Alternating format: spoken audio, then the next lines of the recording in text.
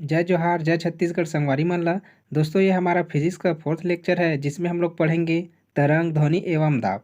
चलिए दोस्तों, हम लोग बिना किसी देरी के वीडियो को स्टार्ट करते हैं हमारे फर्स्ट क्वेश्चन से। हमारा फर्स्ट क्वेश्चन है,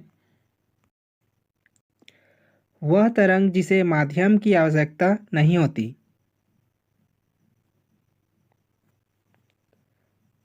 हमारा सही आंसर है ऑप्शन नंबर डी, उपरोक्त सभी। वह तरंग जिसे माध्यम की आवश्यकता नहीं होती है वो आपका गामा किरण है, एक्स किरण है और प्रकाश किरण, ये सभी है। ये सभी तरंग आपके विद्युत चुंबकीय तरंग है, याद रखिएगा, विद्युत चुंबकीय, ये विद्युत चुंबकीय तरंग है, ठीक है, याद रखिएगा। विद्युत चुंबकीय तरंग वे तरंग होते हैं जिनके संचरण के लिए माध्यम की आवश्यकता नहीं होती। आपकी एक्स किरण है, गामा किरण है, प्रकाश किरण है, रेडियो किरण है, ये सभी क्या है, आपके विद्युत चुंबकीय तरंगे हैं। चलिए अब नेक्स्ट क्वेश्चन देखते हैं। रेडियो तरंगों की खोज करता है। हमारा सही आंसर है ऑप्शन नंबर बी, मार्कोनी। रेडियो तरंगों की खोजकर्ता आपके मार्कोनी हैं। जो रोंटजन है, इन्होंने एक्स किरण की खोज की थी, याद रखिए, किसकी, एक्स किरण की खोज किसने की थी, रोंटजन ने की थी। अब हेनरी बेकुरल ने, इसने किसकी खोज की थी, याद रखिएगा, रेडियो धर्मिता, ठीक है, रेडियो धर्मिता खोज आपकी हेनरी बेकुरल ने की थी। रोंटजन ने किसकी खोज की थी, एक्स किरण की खोज की थी। और रेडियो तरंगों की खोज करता आपके मार्कोनी को कहते हैं। चलिए अब नेक्स्ट क्वेश्चन देखते हैं। एक्स किरणों के खोज करता है, अभी ऊपर में बताया था मैंने, इसका सही आंसर है ऑप्शन नंबर बी, रोंटजन, ठीक है। रोंटजन ने किसकी खोज की थी, एक्स किरणें की खोज की थी। चलिए अब नेक्स्ट क्वेश्चन देखते हैं। क्वेश्चन है हमारा, अंतरिक्ष में जाने वाली किरण है। हमारा सही आंसर है ऑप्शन नंबर बी, गामा किरण, ठीक है। अंतरिक्ष में जाने वाली किरण आपके गामा किरण है, क्योंकि ये गामा किरण क्या है, आपके विद्युत चुंबकीय तरंगे हैं। चलिए अब नेक्स्ट क्वेश्चन देखते हैं। ध्वनि का विज्ञान है। हमारा सही आंसर है ऑप्शन नंबर ए, एकाउस्टिक्स, ठीक है। ध्वनि का विज्ञान आपका क्या होता है, आपका एकाउस्टिक्स होता है। चलिए अब नेक्स्ट क्वेश्चन देखते हैं। ध्वनि की चाल होती है। हमारा सही आंसर है ऑप्शन नंबर बी, 332 मीटर पर सेकेंड। याद रखिए, ध्वनि की चाल कितना होता है आपका, 332 मीटर पर सेकेंड। ये आपके एग्जाम में आ सकता है, इंपॉर्टेंट है। ध्वनि की चाल कितनी होती है, 332 मीटर पर सेकेंड। यूनिट को याद रखिएगा, ठीक है, कहीं मीटर पर सेकंड स्क्वायर भी दे दिया रहता है, इसलिए आप लोग यूनिट से पहचान लीजिएगा ध्वनि की चाल, ठीक है। चाल इक्वल तो क्या होता है, आपको पता ही होगा, चाल इक्वल तो होता है आपका दूरी बटा समय, ठीक है, दूरी बटा समय। दूरी को किससे मापते हैं हम लोग, मीटर से, ठीक है, और समय को सेकंड से, ठीक है, ऐसा आप लोग समझ सकते हो। चाल इक्वल टू होता है दूरी बटा समय, दूरी को हम लोग मीटर से मापते हैं और समय को सेकंड से। इस प्रकार यूनिट से भी आपको पता चल जाएगा, मीटर पर सेकंड। चलिए अब नेक्स्ट क्वेश्चन देखते हैं। ध्वनि की चाल सर्वाधिक किसमें होती है। ये सबसे इम्पोर्टेंट क्वेश्चन है आपका, याद रखिए, ध्वनि की चाल सर्वाधिक किसमें होती है। हमारा सही आंसर है ऑप्शन नंबर ए, ठोस में। ध्वनि की चाल सर्वाधिक किसमें होती है, ठोस में होती है। देखिए, इसको एग्जांपल के थ्रू हम लोग समझ सकते हैं। जैसे आपको कोई स्टील का प्लेट वगैरह है, ठीक है, स्टील का प्लेट है, अगर स्टील को प्लेट को हम लोग पीटते हैं और यहीं कोई बाटल रखा है, बाटल में पानी भरा है, ठीक है, स्टील की प्लेट को पीटेंगे तो उसमें से ज़्यादा आवाज़ आएगा कि बाटल में जिसमें पानी भरा है उसमें, ठीक है, किसमें आएगा, स्टील के प्लेट को पीटेंगे तो ज़्यादा आवाज़ स्टील से आएगा, क्योंकि पानी से भरी हुई जो बाटल उसमें आवाज़ कम आएगा। ऐसा आप लोग समझ सकते हो। इसलिए स्टील जो ठोस है, क्योंकि इसके अणु जो है पास पास में रहता है, जिसका अणु पास पास में रहेगा उसको हम लोग पीटेंगे तो उसमें क्या होगा, उसका आवाज़ जो है बहुत ज़्यादा आएगा। इससे आप लोग समझ सकते हैं कि ध्वनि की चाल सर्वाधिक किस में होती है, ठोस में होती है, क्योंकि इसके अणु पास पास में रहते हैं, और सबसे कम आपके गैस में होती है। ठीक है, किस में होता है, कम, गैस में होती है, याद रखिएगा। ये क्रम पूछा जाता है, ठोस में ज़्यादा होगा, फिर उसके बाद द्रव में, फिर उसके बाद गैस में। ऐसा आप लोग समझ सकते हो। चलिए अब नेक्स्ट क्वेश्चन देखते हैं। क्वेश्चन हमारा, माध्यम का ताप 1 डिग्री सेंटीग्रेड बढ़ाने पर ध्वनि की चाल बढ़ती है। हमारा सही आंसर है ऑप्शन नंबर सी, 0.61 मीटर पर सेकेंड। माध्यम का ताप 1 डिग्री सेंटीग्रेड बढ़ाने पर ध्वनि की चाल कितनी बढ़ेगी, 0.61 मीटर पर सेकेंड से बढ़ती है। देखिए कुछ न्यूमेरिकल डाटा रहता है, इसको आपको याद करना ही पड़ेगा। ऐसा टाइप का क्वेश्चन आपके एग्जाम में पूछा भी जा सकता है। चलिए अब नेक्स्ट क्वेश्चन देखते हैं। इको साउंड के लिए अवरोध और श्रोता के बीच कितनी दूरी होनी चाहिए। हमारा सही आंसर है option number C, 16.6 metre. Echo sound के लिए अवरोध और श्रोता के बीच की जो दूरी है कितनी होनी चाहिए, उसे 16.6 मीटर ये होना चाहिए। चलिए अब नेक्स्ट क्वेश्चन देखते हैं। क्वेश्चन हमारा, ध्वनि की चाल पर किसका प्रभाव नहीं पड़ता है। हमारा सही आंसर है ऑप्शन नंबर सी, दाब का। ध्वनि की चाल पर दाब का प्रभाव नहीं पड़ता है। जैसे ताप दिया है, टेम्परेचर, कोई भी ठोस पदार्थ है उसको गलाएंगे तो उसका ध्वनि की चाल उस पर क्या होगा, प्रभाव पड़ेगा। माध्यम, क्योंकि ध्वनि को सबसे ज़्यादा इसकी चाल किस पे होती है आपकी, ठोस में, फिर द्रव में, फिर गैस में होता है, इसलिए इसे माध्यम में भी प्रभाव पड़ेगा। आर्द्रता, ठीक है, आर्द्रता मतलब नमी इलाका में चले जाएंगे या नमी स्थान पे चले जाते हैं तो भी ध्वनि की चाल पर प्रभाव नहीं पड़ता, मतलब प्रभाव पड़ेगा उसका। ठीक है, और दाब का कोई भी प्रभाव नहीं पड़ता ध्वनि की चाल पर, इसको आपको याद रखना पड़ेगा। ध्वनि की चाल पर किसका प्रभाव नहीं पड़ता, दाब का। मतलब प्रेशर बढ़ा देंगे, प्रेशर बढ़ाने से ध्वनि की चाल पर कोई भी प्रभाव नहीं पड़ेगा। चलिए अब नेक्स्ट क्वेश्चन देखते हैं। दोस्तों आप लोगों के लिए इंपॉर्टेंट और सिलेक्टिव क्वेश्चन लेकर आए हुए हैं। दोस्तों अगर आपको वीडियो पसंद आ रही होगी तो आप वीडियो को लाइक कीजिए, अगर आप चैनल पे नए हैं तो चैनल को भी सब्सक्राइब कर लीजिए। चलिए नेक्स्ट क्वेश्चन देखते हैं। निम्न में ध्वनि की चाल सर्वाधिक किसमें होगी। हमारा सही आंसर है ऑप्शन नंबर सी, इस्पात में। ठीक है, इस्ताप लिखा गया, ये इस्पात है, याद रखिए क्या है ये, इस्पात। इस्पात क्या, इस्पात को ही क्या बोलते हैं, लोहा, याद रखिए लोहा। ध्वनि की चाल जो है सर्वाधिक आपकी इस्पात या लोहा में होगी। क्यों होगी, अभी बताया था मैंने, ध्वनि की चाल सर्वाधिक आपके ठोस में होती है, जिसका अणु जितना पास पास में रहेगा उसमें ध्वनि की जो चाल है उसमें सर्वाधिक होगी। चलिए अब नेक्स्ट क्वेश्चन देखते हैं। महिलाओं की आवाज़ सुरीली होती है क्योंकि। हमारा सही आंसर है ऑप्शन नंबर सी, आवृत्ति अधिक होती है। महिलाओं की आवाज़ सुरीली होती है क्योंकि उसकी आवृत्ति जो है क्या होती है, अधिक होती है, इस वजह से महिलाओं की आवाज़ सुरीली होती है। चलिए अब नेक्स्ट क्वेश्चन देखते हैं। ध्वनि की तीव्रता का मात्रक है। हमारा सही आंसर है ऑप्शन नंबर ए, डेसिबल। ध्वनि की तीव्रता का मात्रक आपका डेसिबल है। अर्ग जो है ये आपका ऊर्जा का मात्रक है। ठीक, इसका ये ऊर्जा का मात्रक है, किसमें, सीजीएस में। सीजीएस पद्धति में ऊर्जा का मात्रक आपका क्या होता है, अर्ग होता है। हर्ट्स ये क्या होता है आपके, आवृत्ति की मात्रा में। ठीक, किसका, ये आवृत्ति का। चलिए अब नेक्स्ट क्वेश्चन देखते हैं। आपके जियोग्राफी से भी क्वेश्चन आ गया है। क्या है क्वेश्चन, निम्न में मौन जंतु है, इनमें से कौन सा जंतु जो है मौन होता है ये बताना है।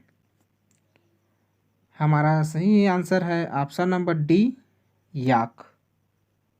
ठीक है, याक जो है आपका मौन जंतु होता है।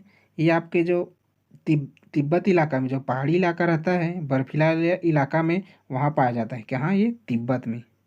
ठीक, तिब्बत में याक पाया जाता है। वहाँ के लोग यहाँ इसको सामान वगैरह ढोने के लिए इसका यूज़ करते हैं, किसका, याक का। ठीक है, चलिए अब नेक्स्ट क्वेश्चन देखते हैं। क्वेश्चन है, चंद्रमा पर ध्वनि का वेग होगा। हमारा सही आंसर है ऑप्शन नंबर डी, 0। चंद्रमा पर ध्वनि का वेग क्या होगा, 0 होगा, क्योंकि चंद्रमा में क्या नहीं है, आपका वायुमंडल नहीं है। ठीक है, वायुमंडल नहीं है, न ही गुरुत्वीय त्वरण भी है। ठीक है, और वहाँ गुरुत्व भी नहीं है, क्या नहीं, वायुमंडल भी नहीं है और गुरुत्व भी नहीं है। ठीक है, अगर चंद्रमा में आपका कोई विस्फोट होता है तो हमें पृथ्वी तक सुनाई नहीं देता, क्योंकि वहाँ वायुमंडल अनुपस्थित होता है। इस वजह से याद रखिए, चंद्रमा पर जो है ध्वनि का जो वेग होगा क्या होगा, 0 होगा, क्योंकि वहाँ वायुमंडल उपस्थित नहीं है। चलिए अब नेक्स्ट क्वेश्चन देखते हैं। क्वेश्चन है हमारा, हम किसी परिचित को बिना देखे उसकी आवाज़ किस गुण के कारण पहचान लेते हैं। हमारा सही आंसर है ऑप्शन नंबर डी, प्रबलता। याद रखिए, हम किसी परिचित को बिना देखे उसकी आवाज़ को किस गुण के कारण पहचान लेते हैं, उसके प्रबलता के कारण। अब जान लेते हैं ध्वनि का प्रबलता क्या होता है, प्रबलता गुण क्या होता है। याद रखिए, प्रबलता ध्वनि का वह गुण होता है जिसके आधार पर कान में जो आवाज़ है वो देगा क्या, धीमी और तेज सुनाई देती है। ये किस गुण के कारण होते हैं, प्रबलता के कारण होता है। इस वजह से हम लोग जो परिचित व्यक्ति को बिना देखे उसकी आवाज़ से हम लोग पहचान लेते हैं। चलिए अब नेक्स्ट क्वेश्चन देखते हैं। मनुष्य की श्रव्य सीमा है। हमारा सही आंसर है ऑप्शन नंबर बी, 20 से 20,000 हर्ट्स। मनुष्य की श्रव्य सीमा आपके 20 से 20,000 हर्ट्स है। याद रखिए, इसमें याद रखिए श्रव्य तरंग होता है, श्रव्य तरंग, अवश्रव्य तरंग और आपका पराश्रव्य, 3 प्रकार के तरंगे होती है। याद रखिए, श्रव्य तरंग किसे बोलते हैं, याद रखें, श्रव्य तरंग किसे बोलेंगे, जिसकी आवृत्ति याद रखिएगा 20 से 20,000 हर्ट्स रहता है, वो हमारा क्या होता है, श्रव्य तरंग होता है। अवश्रव्य तरंग क्या होता है, याद रखिए, इसकी जो आवृत्ति होती है ये 20 हर्ट्ज से, ठीक है, याद रखिए 20 हर्ट्ज से क्या होगा, ये कम होगा, उसे हम लोग क्या बोलते हैं, अवश्रव्य तरंग। और पराश्रव्य तरंग किसे बोलेंगे, जिसकी आवृत्ति जो है 20,000 हर्ट्ज से, याद रखिए 20,000 हर्ट्ज से क्या होगा, ये अधिक होगा। चलिए अब नेक्स्ट क्वेश्चन देखते हैं। वह ध्वनि जिसकी आवृत्ति 10 हर्ट्ज होती है उसे कहते हैं। हमारा सही आंसर है ऑप्शन नंबर बी, पेनोसोनिक। याद रखिए, वह ध्वनि जिसकी आवृत्ति 10 हर्ट्ज होती है उसे क्या कहते हैं हम लोग, पेनोसोनिक कहते हैं। ठीक है, सुपरसोनिक आपका ये याद रखिएगा 5 हर्ट्ज से ज़्यादा होता है। ठीक है, 5 हर्ट्ज से ज़्यादा होता है उसे क्या बोलते हैं हम लोग, सुपरसोनिक बोलते हैं। याद रखिएगा। चलिए अब नेक्स्ट क्वेश्चन देखते हैं। ये आपका जियोग्राफी का फिर से क्वेश्चन आ गया है। क्या दिया है क्वेश्चन, निम्न में से भिन्न को छांटिए। इनमें से भिन्न कौन है, अलग कौन है, ये हमें बताना है। हमारा सही आंसर है ऑप्शन नंबर बी, ग्रीनविच रेखा।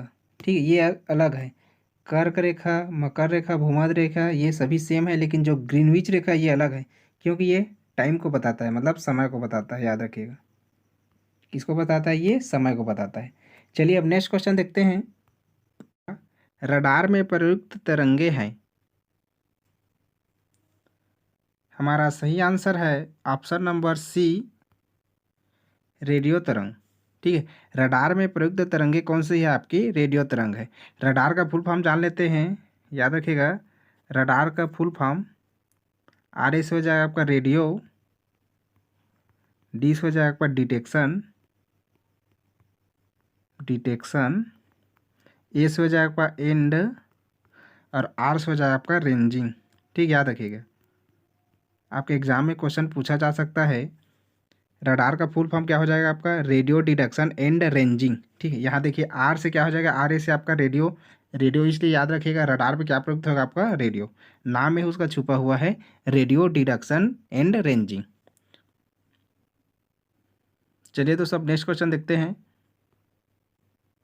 रिमोट कंट्रोल में प्रयुक्त तरंगे हैं। हमारा सही आंसर है ऑप्शन नंबर सी, रेडियो तरंग। रेडियो तरंगे, रिमोट कंट्रोल में प्रयुक्त तरंगे आपके रेडियो तरंग होते हैं। जो प्रासरावी तरंग है इसको कौन सुन सकता है, याद रखिएगा, चमगादड़।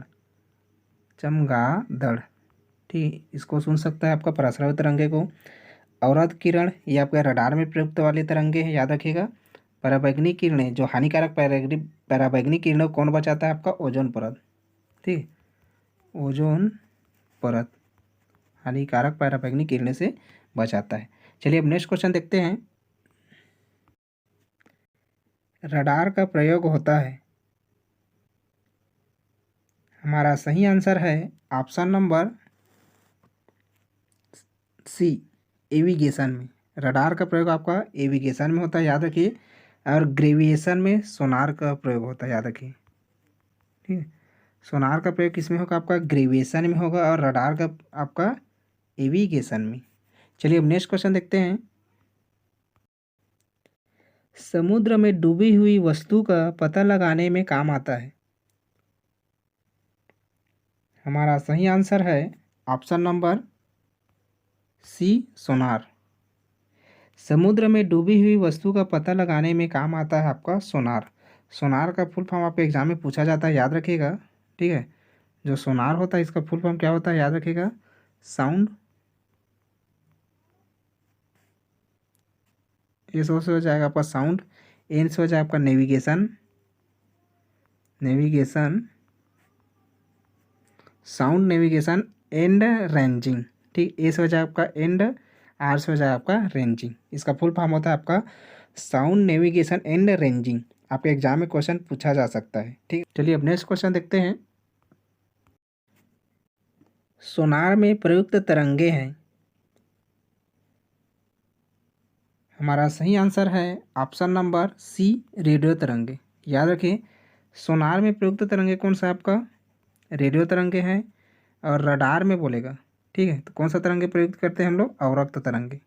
रडार के लिए अवरक्त तरंगे होता है या अवरक्त किरण बोल सकते हैं, और सोनार के लिए आपका रेडियो तरंगे, याद रखिएगा। चलिए अब नेक्स्ट क्वेश्चन देखते हैं। भारत का संबंध दिल्ली से है तो यूक्रेन का संबंध होगा। हमारा सही आंसर है ऑप्शन नंबर ए, मिलान। याद रखिए, भारत का संबंध आपका दिल्ली से है तो यूक्रेन का संबंध किससे होगा, आपका मिलान से। चलिए अब नेक्स्ट क्वेश्चन देखते हैं। सोनार का उपयोग किस क्षेत्र में होता है। दोस्तों इसको मैंने ऊपर वाले क्वेश्चन में बता दिया था, इसका आंसर आपको कमेंट बॉक्स में देना है। चलिए अब नेक्स्ट क्वेश्चन देखते हैं। क्वेश्चन है हमारा, बड़े हाल में ग्लिच ध्वनि के किस गुण को रोकने के लिए बिछाए जाते हैं।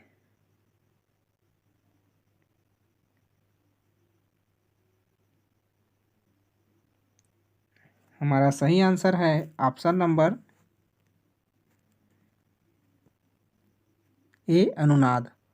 याद रखिए, बड़े हाल में गलीचे जो है ध्वनि के किस गुण को रोकने के लिए बिछाए जाते हैं, आपके अनुनाद को, ठीक है। अनुनाद क्या होता है, याद रखिए, किसी भी सिस्टम में बहुत तेज़ी से, बहुत तेज़ गति से आयाम जो है इसकी क्या होती है, घूमती रहती है, उसी को क्या बोलते हैं हम लोग, अनुनाद बोलते हैं। जो बड़े हाल रहते हैं उसमें गलीचे इसलिए बिछाए जाते हैं कि अनुनाद को रोकने के लिए। तारात्व क्या होता है, इसके बारे में जान लेते हैं। तारात्व को ही क्या बोलते हैं, पिच बोलते हैं। तारात्व क्या बोलते हैं, पिच बोलते हैं, ठीक, पिच। यह ध्वनि का वह गुण होता है जिसके कारण ध्वनि का मोटा या पतला होना हमें पता चलता है। कि ध्वनि मोटा है कि पतला है, किससे पता चलेगा, पिच या तारात्व से। चलिए अब नेक्स्ट क्वेश्चन देखते हैं। निम्न में से ध्वनि तरंगों का संचरण संभव नहीं है। हमारा सही आंसर है ऑप्शन नंबर सी, निर्वात में। निर्वात मतलब वैक्यूम, खाली जगह, ठीक, निर्वात मतलब वैक्यूम बोल सकते हैं या खाली जगह। बाकी आपका ठोस, गैस, द्रव, इसमें ध्वनि तरंग का संचरण संभव होता है। ध्वनि तरंगों को याद रखिए, संचरण के लिए माध्यम की आवश्यकता पड़ती है, लेकिन जो प्रकाश तरंगें हैं ठीक है। प्रकाश तरंग है उसको ध्वनि के लिए प्रकाश तरंग को संचरण के लिए माध्यम की आवश्यकता नहीं होती, लेकिन ध्वनि तरंगों को संचरण के लिए माध्यम की आवश्यकता होती है। ठीक, खाली जगह में ध्वनि कैसे सुनाई देगा आपको। ठीक है, चलिए अब नेक्स्ट क्वेश्चन देखते हैं। नम वायु में ध्वनि की चाल शुष्क वायु से होती है। हमारा सही आंसर है ऑप्शन नंबर सी, शून्य। नम वायु में ध्वनि की चाल जो है शुष्क वायु से क्या होगी, शून्य होगी। चलिए अब नेक्स्ट क्वेश्चन देखते हैं। दोस्तों, अगर आप लोग प्रयोगशाला परिचारक का प्रिपरेशन कर रहे होंगे तो हमारे इस चैनल के माध्यम से ऑनलाइन निःशुल्क प्रिपरेशन करवाए जा रहे हैं, इसलिए आप हमारे चैनल को सब्सक्राइब कर लीजिए और ज़्यादा से ज़्यादा लोगों के साथ शेयर कीजिए, ताकि जो लोग भी प्रिपरेशन कर रहे होंगे उसको भी हमारे इस चैनल के माध्यम से निःशुल्क ऑनलाइन क्लासेस का बेनिफिट उठा सकते हैं। दोस्तों, अगर आपको क्लास का PDF भी चाहिए तो आप हमारे टेलीग्राम चैनल EVM एजुकेशन को ज्वाइन कर लीजिए। ठीक है, यहाँ आपका क्लास का PDF भी मिल जाएगा। चलिए अब नेक्स्ट क्वेश्चन देखते हैं।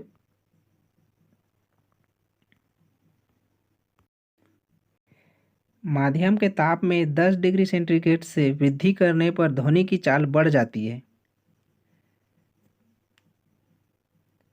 हमारा सही आंसर है option number B,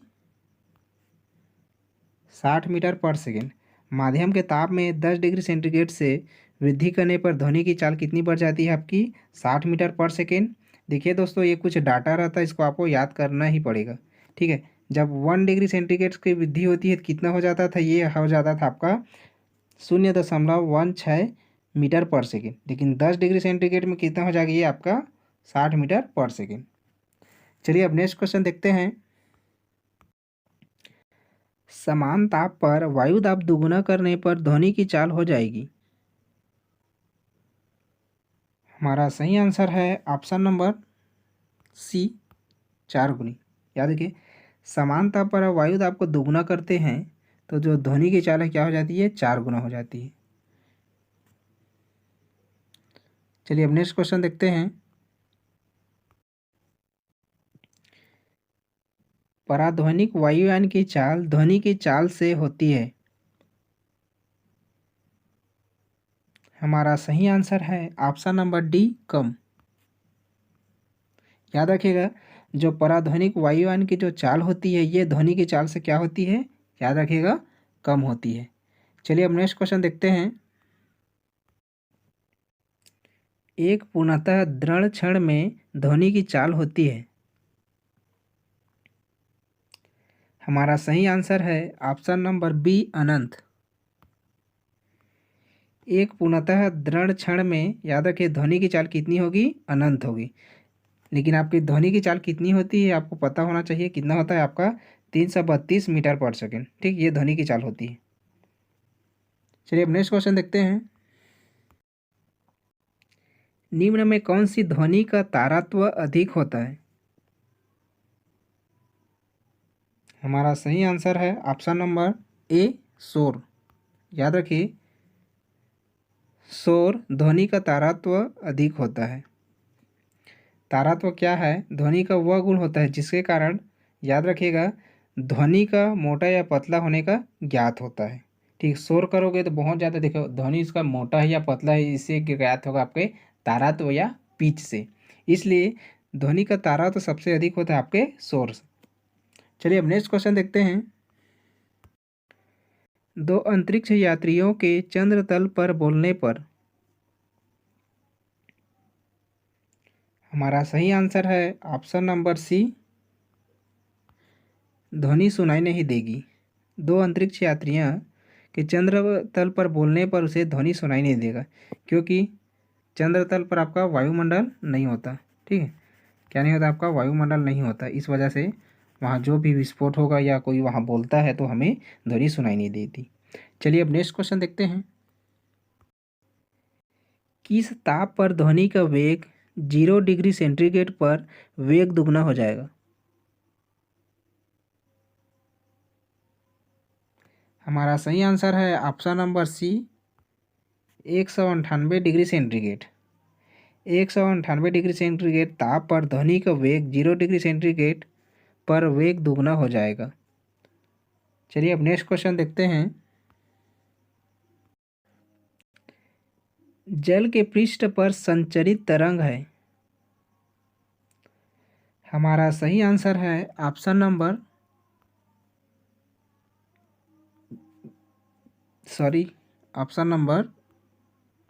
option number C पराश्रव्य। जल के पृष्ठ पर संचरित तरंग आपके पराश्रव्य है। अनुप्रस्थ जो प्रकाश है ये आपका अनुप्रस्थ तरंग होता है, याद रखिएगा। ध्वनि जो है आपका अनुधार्य तरंग होता है, ठीक है। ध्वनि जो है आपका क्या होता है, अनुधार्य तरंग होता है। अवश्राव्य तरंग किसे बोलेंगे, जिसकी आवृत्ति जो है 20 हर्ट्ज से क्या हो, कम हो, ठीक, क्या हो, 20 हर्ट्ज से कम, उसे अवश्राव्य तरंग बोलते हैं। जल के पृष्ठ पर संचरित तरंग आपका पराश्रव्य होता है, याद रखिएगा। चलिए अब नेक्स्ट क्वेश्चन देखते हैं। तरंग गति के संचरण के लिए माध्यम में आवश्यक गुण है। हमारा सही आंसर है ऑप्शन नंबर ए जड़त्व। याद रखिए, तरंग गति के संचरण के लिए माध्यम में आवश्यक गुण आपका जड़त्व है। न्यूटन के गति के प्रथम नियम को और किस नियम से जानते हैं, याद रखिए, जड़त्व के नियम से, ठीक है। न्यूटन की गति का जो प्रथम नियम है उसे जड़त्व का नियम भी कहा जाता है। चलिए अब नेक्स्ट क्वेश्चन देखते हैं। वस्तु के वेग तथा ध्वनि के वेग के अनुपात को कहते हैं।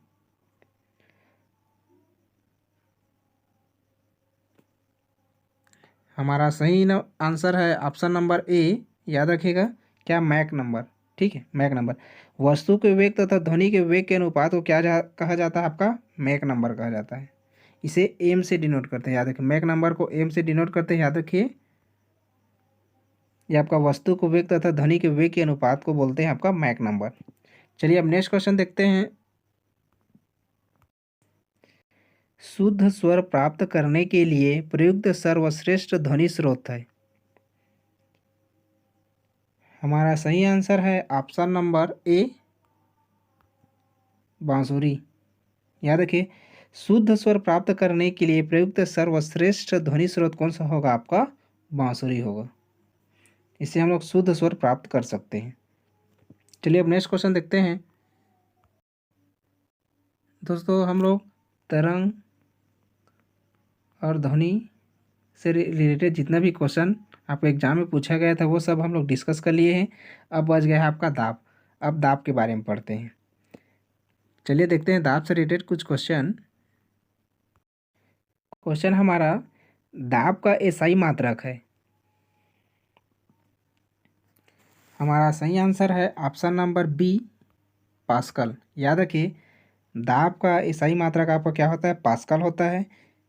पास्कल को ही बार बोलते हैं, याद रखिए, पास्कल को ही क्या बोलते हैं हम लोग, बार भी बोलते हैं, ठीक है। दाब क्या होता है, दाब को इंग्लिश में प्रेशर बोलते हैं। प्रेशर बराबर क्या होगा आपका, फोर्स, मतलब बल अपान में क्षेत्रफल, मतलब एरिया, ठीक है, याद रखिएगा। दाब किसे बोलते हैं, फोर्स मतलब बल अपान में एरिया मतलब क्षेत्रफल। फोर्स का यूनिट क्या होता है आपका, न्यूटन होता है। एरिया का क्या होता है आपका, मीटर स्क्वायर, ठीक है। दाब का यूनिट क्या होगा आपका, न्यूटन पर मीटर स्क्वायर। न्यूटन पर मीटर स्क्वायर को ही पास्कल बोलते हैं, या इसी को क्या बोलते हैं, बार बोलते हैं। इसको याद रखिएगा, कोई भी आपके एग्जाम में क्वेश्चन पूछ सकता है या आंसर इसमें से कोई भी हो सकता है। पास्कल दिया रहेगा या बार दिया रहेगा या न्यूटन पर मीटर स्क्वायर, ये भी आपको क्या है, दाब का ही मात्रक होता है। इसको भी याद रख लीजिएगा। चलिए अब नेक्स्ट क्वेश्चन देखते हैं। वायुमंडलीय दाब का मात्रक है। हमारा सही आंसर हो जाएगा ऑप्शन नंबर बी बार, ठीक है। वायुमंडलीय दाब का मात्रा क्या होता है आपका, बार होता है। अभी बताया था, दाब बोला है मतलब बार हो सकता है, पास्कल हो सकता है, या आपका न्यूटन पर मीटर स्क्वायर। ये सभी दाब या प्रेशर के मात्रक हैं, याद रखिएगा। चलिए अब नेक्स्ट क्वेश्चन देखते हैं। चिकित्सक दाब का कौन सा मात्रक काम में लेते हैं। क्वेश्चन का अच्छे से पढ़िएगा, क्या बोला गया है, चिकित्सक दाब, ठीक है। चिकित्सक दाब का कौन सा मात्रा काम में लेते हैं। हमारा आंसर हो जाएगा ऑप्शन नंबर ए टॉर, ठीक, क्या हो जाएगा आपका टॉर। चिकित्सक दाब का ट और मात्रक जो है हम लोग काम में लेते हैं। चलिए अब नेक्स्ट क्वेश्चन देखते हैं। दाब मापने में प्रयुक्त होता है। हमारा सही आंसर है ऑप्शन नंबर डी, बैरोमीटर। याद रखिए, दाब मापने में प्रयुक्त होता है आपका बैरोमीटर, लेकिन तापमान मापने में किसका प्रयुक्त करते हैं हम लोग? थर्मामीटर। तापमान मापने के लिए थर्मामीटर, बैरोमीटर को ही जो अपन लोग किसके लिए करते हैं हम लोग? दाब मापने के लिए। चलिए अब नेक्स्ट क्वेश्चन देखते हैं। बैरोमीटर में भरा जाता है। हमारा सही आंसर है ऑप्शन नंबर बी, मरकरी। याद रखिए, बैरोमीटर में क्या भरा जाता है आपका? मरकरी। ये क्या है? द्रव अवस्था में पाया जाने वाला धातु है। ठीक है, द्रव अवस्था में पाया जाने वाला धातु आपका मरकरी है, जिसे हम लोग बैरोमीटर में भरा जाता है। और जो द्रव अवस्था में पाया जाने वाला अधातु आपको क्या है? ब्रोमीन है। ब्रोमीन क्या है? अधातु है, याद रखिएगा। जो बर्फीले स्थान होता है वहाँ हम लोग एल्कोहल से भरे थर्मोमीटर का यूज़ करते हैं। ठीक है, बर्फीले इलाकों में, याद रखिए, बर्फीले इलाकों में जो एल्कोहल से भरे थर्मोमीटर का यूज़ किया जाता है, इसको भी याद रखिएगा। चलिए अब नेक्स्ट क्वेश्चन देखते हैं। वायु दाब मापी में पारे का अचानक नीचे गिरना किस बात का संकेत है? ये सबसे इम्पॉर्टेंट क्वेश्चन है। इसको बहुत सारे एग्जाम में पूछा गया है, याद रखिएगा। ऑप्शन नंबर बी, आंधी तूफान का। वायु दाब मापी में पारे का अचानक नीचे गिरना, ये किस बात का संकेत है आपका? आंधी तूफान का। चलिए अब नेक्स्ट क्वेश्चन देखते हैं। क्वेश्चन हमारा, पृथ्वी की सतह से ऊपर जाने पर वायुमंडलीय दाब हो जाएगा। पृथ्वी की सतह से हम लोग ऊपर जाते हैं तो याद रखिएगा, वायुमंडलीय दाब क्या हो जाता है आपका? कम हो जाता है, याद रखिएगा। ठीक है, पृथ्वी की सतह से ऊपर जाने पर वायुमंडलीय दाब क्या हो जाएगा? कम हो जाएगा। अगर हम लोग नीचे आएंगे, ठीक है, पृथ्वी की सतह से ऊपर, अगर पृथ्वी की सतह से नीचे आते हैं तो वायुमंडलीय दाब क्या होता है आपका? ज़्यादा होता है, याद रखिएगा। और ऊपर जा रहे हैं पृथ्वी की सतह से तो वायुमंडलीय दाब क्या होता है आपका? कम होता है। चलिए अब नेक्स्ट क्वेश्चन देखते हैं। वायु दाब का मान सबसे ज़्यादा कहाँ होगा? हमारा सही आंसर है ऑप्शन नंबर सी, समुद्र तल पर। याद रखिए, वायु दाब का मान सबसे ज़्यादा आपका समुद्र तल पर होगा। चलिए अब नेक्स्ट क्वेश्चन देखते हैं। क्वेश्चन हमारा, दाब बढ़ाने पर पदार्थ का क्वथनांक हो जाता है। हमारा सही आंसर है ऑप्शन नंबर बी, अधिक। याद रखिए, दाब बढ़ाने पर पदार्थ का क्वथनांक क्या हो जाता है आपका? अधिक हो जाता है। क्वथनांक मतलब क्या बोलते हैं इससे? Boiling point. क्वथनांक मतलब बॉइलिंग, मतलब उबाल। ठीक है, उबाल बिंदु बोल सकते हैं। ठीक, क्वथनांक को क्या बोलते हैं? बॉइलिंग पॉइंट या उबाल बिंदु। देखिए, जब हम लोग खाना प्रेशर कुकर में बनाते हैं तो दाब के कारण क्या होता है? पानी जो है आपका 100 डिग्री सेंटीग्रेड पर उबलता है, लेकिन प्रेशर के कारण, ठीक है, प्रेशर अधिक हो जाने के कारण क्या होता है? पानी जो है 100 डिग्री सेंटीग्रेड पर उबलता है, लेकिन वो क्या हो जाता है? बढ़ जाता है। ठीक, जब प्रेशर बढ़ाते हैं वाटर में तो 120 डिग्री सेंटीग्रेड में क्या होता है? पानी उबलने लगता है। फिर जिससे क्या होता है आपका? पानी का जो गुप्त ऊष्मा है वो बढ़ जाता है, उसके कारण जो है खाना जो है जल्दी पकता है। याद रखिए, अगर हम लोग दाब बढ़ाने पर पदार्थ का क्वथनांक मतलब जो बॉइलिंग पॉइंट है वो बढ़ जाता है। अगर दाब घटाने पर, ठीक है, दाब घटाने पर क्या होगा आपका? क्वथनांक क्या होगा? बढ़ाने पर बढ़ता है तो घटाने पर घटेगा। लेकिन अगर इसी प्रकार आपका एक और क्वेश्चन आपके एग्जाम में पूछा जाता है, याद रखिएगा, दाब बढ़ाने पर पदार्थ का हिमांक क्या होगा? वो कम होता है। चलिए अब नेक्स्ट क्वेश्चन देखते हैं। ध्वनि की चाल पर किस राशि का प्रभाव नहीं पड़ता है? इसको मैं एक बार और बता दिया हूँ, कौन सा था आंसर? हमारा option number B, pressure. Pressure मतलब दाब। ठीक है, ध्वनि की चाल पर, ठीक है, दाब का प्रभाव नहीं पड़ता है। चलिए अब नेक्स्ट क्वेश्चन देखते हैं। क्वेश्चन हमारा, हाइड्रोलिक ब्रेक में द्रव का उपयोग किसके संचरण के लिए होता है? जो हाइड्रोलिक ब्रेक रहता है उसमें द्रव के उपयोग के लिए किसके संचरण के लिए होता है? याद रखिए, ये होता है आपका दाब के लिए, ठीक है। हाइड्रोलिक ब्रेक में द्रव का उपयोग आपके दाब संचरण के लिए होता है। याद रखें, हाइड्रोलिक ब्रेक में कौन क्या यूज़ करते हैं, जो द्रव यूज़ किए हैं, ठीक, उसका उपयोग क्या करने के लिए करते हैं हम लोग, दाब को संचरण करने के लिए। हाइड्रोलिक ब्रेक आएगा, समझो आपका प्रेशर से रिलेटेड है वो, ठीक है, प्रेशर के द्वारा हाइड्रोलिक ब्रेक लगता है, याद रखिएगा। चलिए दोस्तों, इस वीडियो का हम लोग लास्ट क्वेश्चन देखते हैं। लास्ट क्वेश्चन है हमारे इस वीडियो का, पानी से भरी टंकी में दाब सर्वाधिक कहाँ होगा।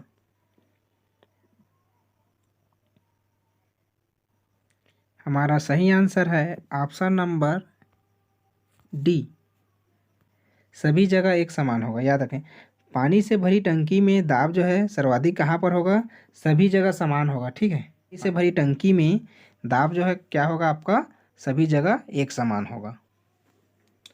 दोस्तों, ये आपका इम्पॉर्टेंट और सेलेक्टिव क्वेश्चन था। आप लोग इसको एक बार नहीं 2 बार रिवीजन करके जाइएगा। इसमें से आपका 1 से 2 मार्क्स का क्वेश्चन आपके एग्जाम में ज़रूर पूछा जाएगा। दोस्तों, अगर आपको वीडियो पसंद आई होगी तो आप वीडियो को लाइक कीजिए। अगर आप चैनल पे नए हैं तो चैनल को भी सब्सक्राइब कर लीजिए। ठीक है दोस्तों, मिलते हैं हम लोग नेक्स्ट लेक्चर में। Thank you.